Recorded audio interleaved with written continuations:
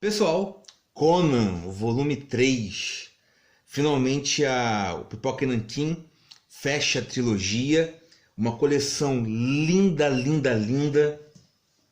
Aqui está o volume 2 e o volume 1. Eu gosto muito mais da primeira capa, mas todas elas são bonitas. Acho que o 3 tem a coloração também, né? E ele é maior do que os outros volumes. É só você comparar aqui, ó. Cerca de 1,5. E o Conan, ele tá com uma cara de segura, peão. Eu não gostei muito tanto dessa imagem aqui quanto dos outros dois. Mas a coloração, ela se mantém, ela é muito bonita. É um livro, né? A capa de acetato, o marca-texto, quer dizer, o marca-página roxo, igual aqui, ó. Mostrar bem, ó, próximo. Então, é um senhor projeto, tá? Gráfico, e nós não compramos um livro apenas pela capa, né? Se fosse pela capa, tava bem aqui já. Mas a questão é o material. E o Robert Howard, ele é um prodígio. Tem lá os seus defeitos na questão de... Ele tem um... Quando você acaba lendo muito, você acaba ficando considerado muito repetitivo.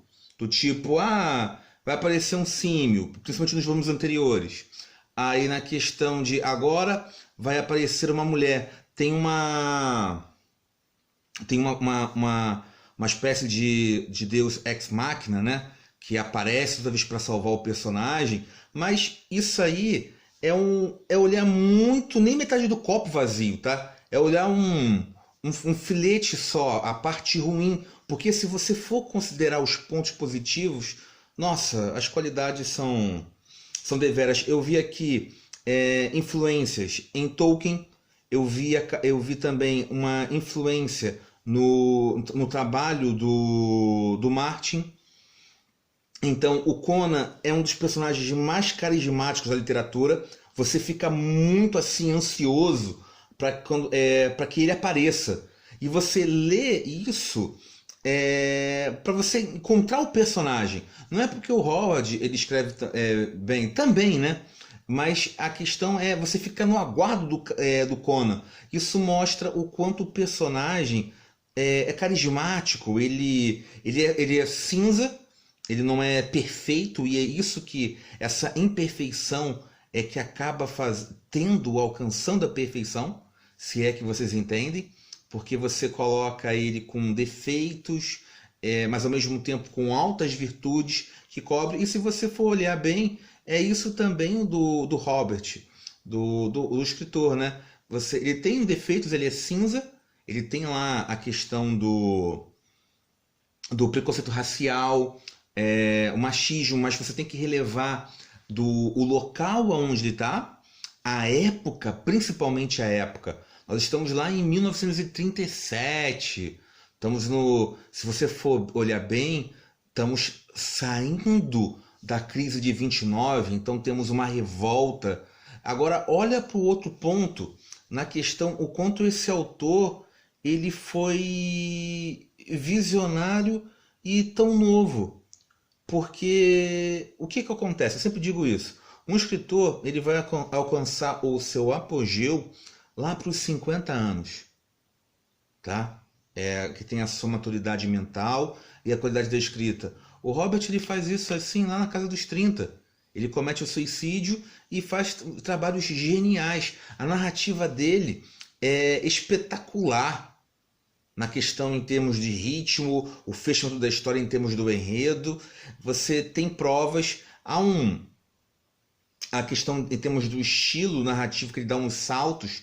Isso às vezes acaba ficando um problema na narrativa como nós acostumamos, entendeu? Só que avaliando bem, se ele colocasse uma estrelinha, um parágrafo, um outro título, perderia o ritmo. Então ele vai e volta. Isso acaba ficando o estilo do Howard, e tem que ver também o formato em que essas histórias foram publicadas, tá? Eram pulps, né? Pulps, que é um formato barato. Eram essas revistinhas que o Pipoca e Nanquim colocou as capas, olha só, alusionais originais lá em 34, tá? E devia ser divertidíssimo. Aqui o mapa. E aqui nós temos o Conan Rei. O ponto também legal do que o Howard fez, ele colocou o personagem em várias épocas. Então temos ele iniciando, temos ele como mercenário, temos ele como pirata, temos ele como rei, temos ele como ladrão. Isso é muito legal, tá? E é claro, nos quadrinhos, o Conan ele foi muito bem tratado, né? Nós tivemos a fase da Marvel, que é a mais conhecida, e a Espada Selvagem de Conan, agora voltando a ser republicada, né? Porque teve o material da Abril, que ficou bem longeva, e depois a Salvat, ela tenta fazer a coleção em capa dura, faz os 4 primeiros, se eu não me engano, e até mesmo distribui e uma assinatura, é obrigada a cancelar pela crise das bancas, e atualmente eles entraram em um acordo com a Panini, e a Panini já fazendo as suas paninadas, né? Para não falar cagadas, ou cagadas com Panini. Porque o que acontece? Eles pegaram o mesmo arquivo da Salvat e publicaram. Só que essa edição, assim como é comum em qualquer publicação, ela tinha erros. Só que você não pagou um revisor, ou até mesmo checou, e você pega aquele material e produz ele no cru. Poxa, isso não é E é uma coleção cara ao longo do tempo. Ela começa baratinha, assim como estão a moda dessas coleções, e elas vão ficando caras. Então você quer um produto assim refinado, paga por isso, e você só tem uma qualidade gráfica, mas não tem uma qualidade editorial na questão de correção. Mas não é um problema só nos quadrinhos, também acontece nos livros, porque para evitar os custos, né, e aumentar-se assim os lucros, o papel do revisor ele acaba sendo cortado. Você aproveita um profissional que nem sempre, ou raríssimas vezes, tem um domínio da língua, e é difícil, você tem que ter alguém realmente formado em letras, e mais do que isso também qualificado, para não automaticamente você tem um diploma que você vai ser um excelente profissional, tá? Mas para executar essa tarefa. E isso realmente aumenta, mas mal ou bem é um salário a mais. Mas se nós estamos numa época em que cobramos caro, tá? Os quadrinhos, os livros, o nerd virou pop, e com isso essa onda para aproveitamento, e você oferece produto caríssimo com preço de alta qualidade, então que se ofereça isso em todas as esferas. E o revisor é um papel assim imprescindível. E por que falando nisso? O Pipoca e Nanquim aqui, eles seguem essa linha de oferecer um produto assim mais caro, não é um livro barato, mas temos aqui a qualidade não só da publicação, quanto também da revisão, tá? Pouquíssimos assim erros ortográficos, pouquíssimos. Na verdade eu não vi assim nenhum, eu só vi um problema de sequência, mas eu atribuo isso mais ao estilo do autor. Então nós temos assim uma publicação quase impecável, tá? Então eu recomendo demais ter essa coleção. E agora vamos falar do que nós temos aqui sobre o livro 3, né? Os contos. Temos Uma Bruxa Nascerá, Os Servos de Bitiakin, Além do Rio Negro, As Negras Noites de Zamboula, A Hora do Dragão e Pregos Vermelhos. Também temos lá os extras, mas vem também o Vale das Mulheres Perdidas. O que acontece? Aqui eu acabei modificando a ordem de leitura. Eu deixei A Hora do Dragão por último. Eu queria me despedir do personagem com um grande estilo. É o conto maior que se tem, tá? São 200 páginas. Na verdade 202, mas você conta também. E eu gostei muito dos Pregos Vermelhos, tá? Os Pregos Vermelhos, eles dão assim boas reviravoltas, assim como também tem A Hora do Dragão. E Acho que fica interessante ler Conan de forma cronológica. Você pegar os 3 livros e fazer uma própria lista. Eu nem tenho isso assim em mãos, não sei se tem na internet, deve ter, né? Mas para realmente procurar e você ler como é que foi essa ascensão. Aqui eu recomendo deixar a Hora do Dragão por último, tá? Nós temos assim o Conan, ele acaba sendo obrigado a revisitar tudo que ele já foi e tudo que ele é. Ele é rei já, e há uma conspiração de sujeitos que são umas serpentes. Eles ressuscitam um antigo mago, mas também ali pode-se dizer que é um feiticeiro, de 3.000 anos atrás. E esse mago coloca as coisas pra... Ele coloca pra fuder. Desculpa o palavreado, mas é verdade. Tá tudo muito bem, mas na verdade o Conan ele tá tendo dificuldades para manter o seu reino, porque isso é Maquiavel, né? Isso é o príncipe, entendeu? Se você consegue fácil, você vai ter uma dinastia assim conquistada. Mas o problema ali é que o Conan ele não é nobre, ele não vem já de uma linhagem, entendeu? Então há muita assim, estranheza entre os próprios nobres e as classes, apesar que ele tem um apoio popular. O Howard ele coloca muita estratégia, e isso é muito legal, bélica. Você vai conseguindo ver, e as descrições no formato do exército de Cunha, os lanceiros, os arqueiros, os cavaleiros também. Isso tudo um ritmo sem ser chato, tá? Muito longe disso. É bacana, você tem coisa que lendo nos quadrinhos não ficaria tão bom. Cada uma dessas mídias, elas têm assim uma qualidade que as outras não conseguem ter. Exemplo, o cinema, diferente do quadrinho, ele vai oferecer som e imagem. E essas duas coisas conciliatórias é muito forte. Coisa que o quadrinho ele vai até tentar emular com alguns balões ou com ausências, mas ele não vai ter a mesma qualidade, por exemplo, de uma trilha sonora. Ele até tenta você colocar a música ao fundo, a descrição, mas não é a mesma característica do cinema. Mesma coisa os quadrinhos.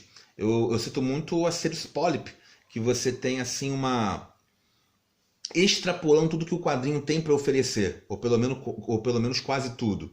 E o livro, a diferença entre o Conan dos quadrinhos e o Conan do livro é que, por mais que a Marvel tenha feito assim um excelente trabalho, a Dark Horse também fez a sua primeira fase lá com o Kurt. Ele ao longo de uns 30 números, mais ou menos, ele faz um trabalho excepcional, porque ele vai fazendo um paralelo com o livro. Só que depois vai decaindo, troca-se o desenhista também, que fazia uma arte pintada, que ficava muito bonita, mas aí vai se enfraquecendo o ritmo também, acaba se desengolando. Mas o que acontece? No livro oferece coisas que eu nunca vi nos quadrinhos, e olha que eu acompanho o Conan há um tempo assim considerável. E aquele personagem, e é muito assim legal você redescobrir por que você gosta do personagem. Eu terminei assim o livro vibrando, falando assim, nossa, a Hora do Dragão é demais, aquele sorriso, o Howard fecha, é muito legal, entendeu? O Conan é um personagem assim demais. Gente, eu tô falando muito aqui, hein? E o que acontece? Esse feiticeiro mago que volta ali do mundo dos mortos, ele foi trazido por pessoas que querem assumir seus lugares. Então eles tem ali herdeiros que são reis ali que acabaram sendo banidos, no caso o descendente do Valérios, que seria da Quelônia e que é o trono do Conan.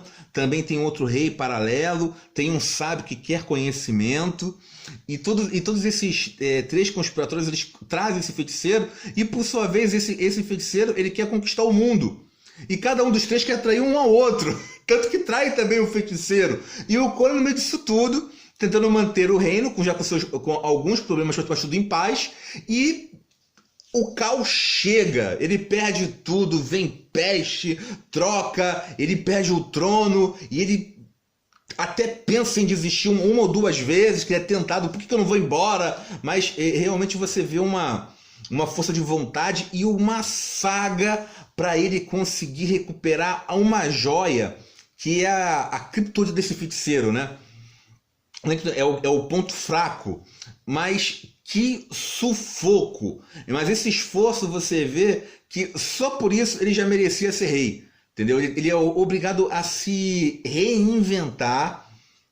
Ele conhece magia, ele fica como prisioneiro. E essa passagem eu não vou falar, mas como ele foi feito prisioneiro, no fechamento do conto, você termina com um sorriso nos lábios. Porque o Robert ele fecha muito bem e vai apresentando. Até uma vampira aparece lá. Ou seja, o Robert ele também tendo influências do Bram Stoker. Então acaba sendo o meio literário um nicho de presentes e presenteados, né? Você acaba sendo presenteado e você oferece presentes também.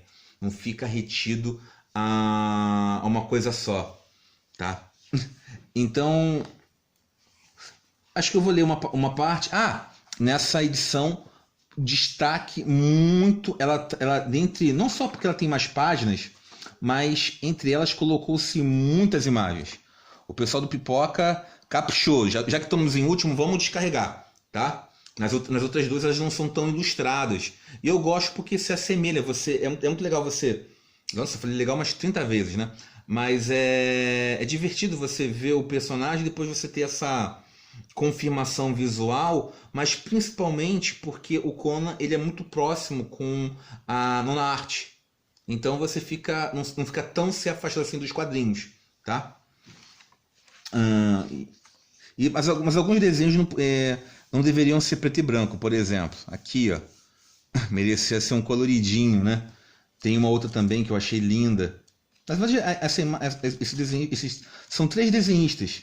E eles aparecem no pós-fácil. A espadinha, ó, da Valéria. Valéria, por sinal, uma personagem interessantíssima. E você até pensa, nossa, ela poderia ser uma rainha, né? A rainha do Conan. Mas aí você vê que a personagem talvez seja independente demais.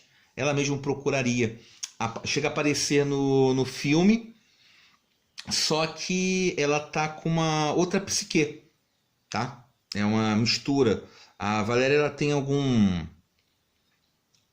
algumas igualdades com a Sonja. Não é a mesma coisa, porque uma é loura, a outra é ruiva, mas a personalidade, vamos dizer que muito da Sonja roubou-se da Valéria, tá bom? Aqui, pegar a Hora do Dragão, vou ler o comecinho.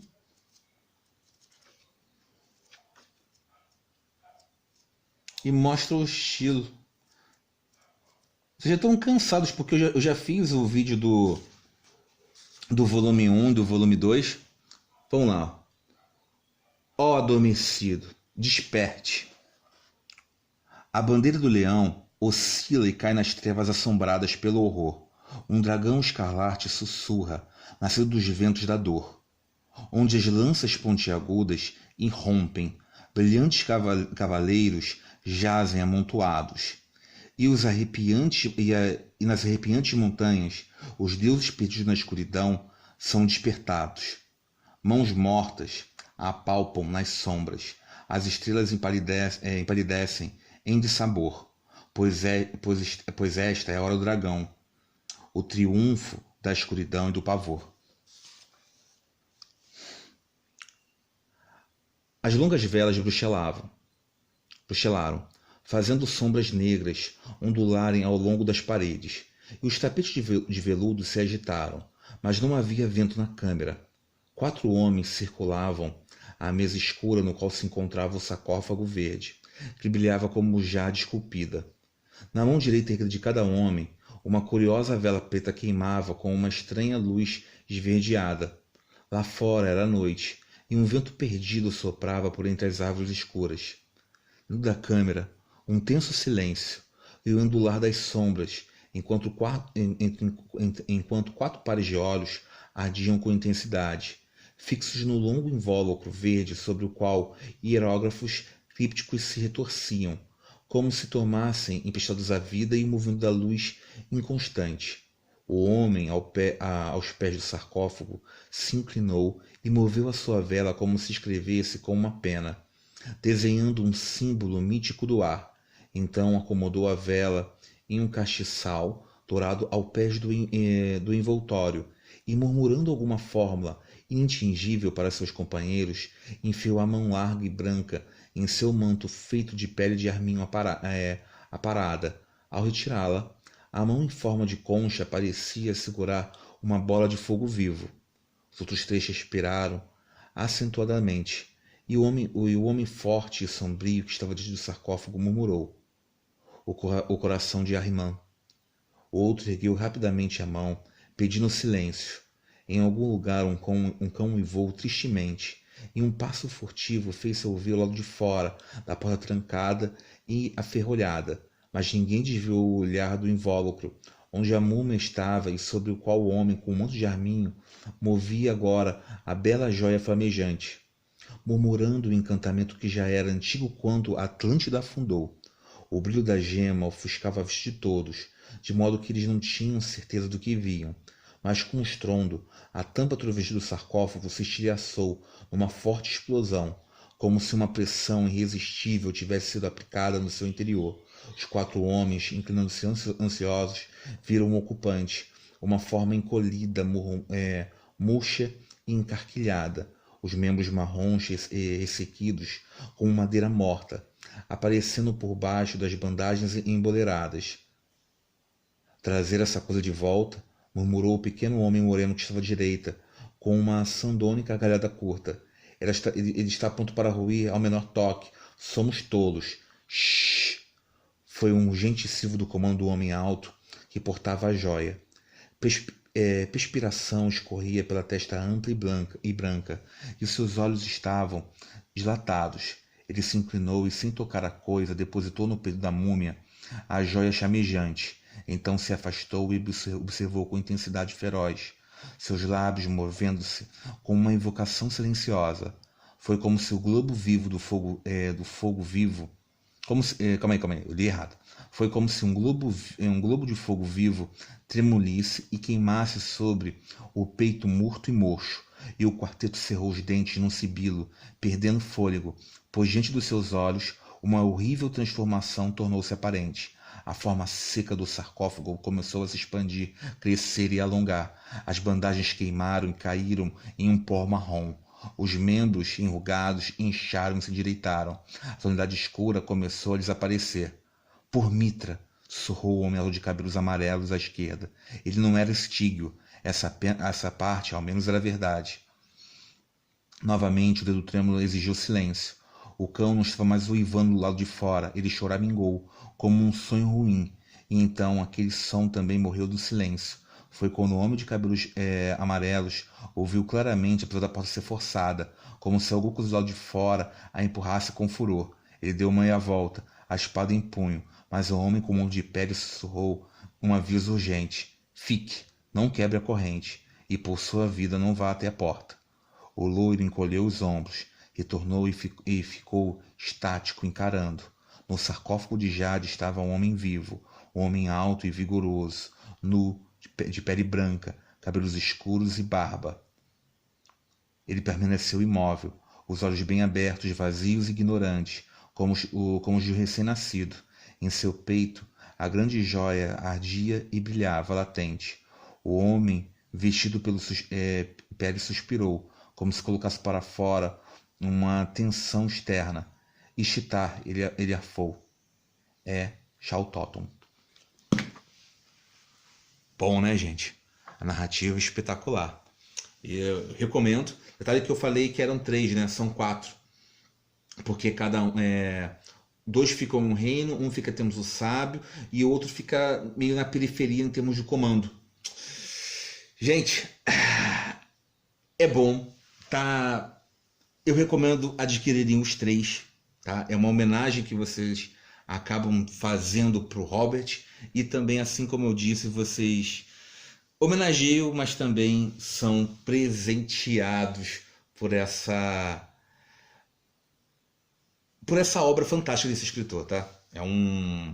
Em termos de fantasia, um dos melhores, e não à toa que merece sim ser chamado de gênio. Eu fico por aqui, tá? Para não ficar tão cortado, e até mais. Fui, gente!